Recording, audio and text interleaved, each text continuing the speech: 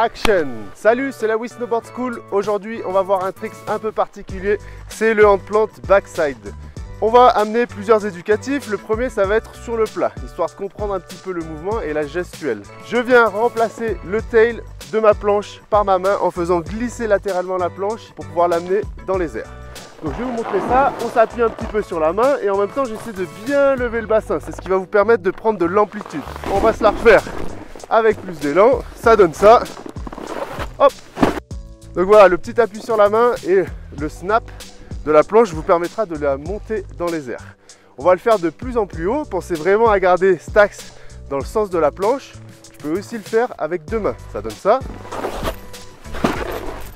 J'essaie de trouver un maximum de momentum, un maximum de temps où j'ai les pieds en l'air. Et si vous êtes vraiment bon, vous pouvez même aller chercher le grab sur le plat. Ça donne ça. Donc moi je prends le nose, je trouve que c'est le plus simple. Après c'est à vous de voir. Le choix du spot est important pour continuer ma progression. Ici nous avons une petite courbe avec peu de verticale. Comme sur le plat, je commence avec deux mains pour sentir l'appui et le déclenchement.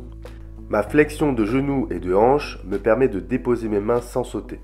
Je place celle-ci au niveau de la spatule arrière, je garde mon bras presque tendu pour verrouiller le coude et être plus puissant. J'essaie de lever au maximum mon bassin, ce qui me permet de lever plus facilement mes jambes. Plus je suis à l'aise, plus je vais pouvoir prendre de la vitesse et me rapprocher du coping qui est l'objectif final.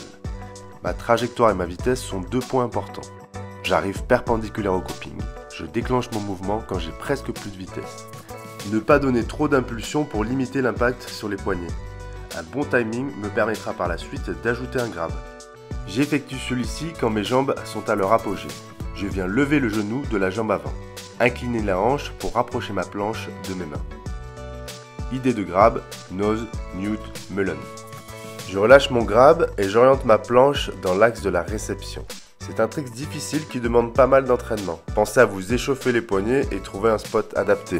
Voilà, on vient de faire le handplant backside en nose grab. Il y a plein de variantes possibles entre le sens des rotations et les grabs. Donc la seule limite, c'est votre imagination. On se retrouve bientôt pour des nouveaux tutos.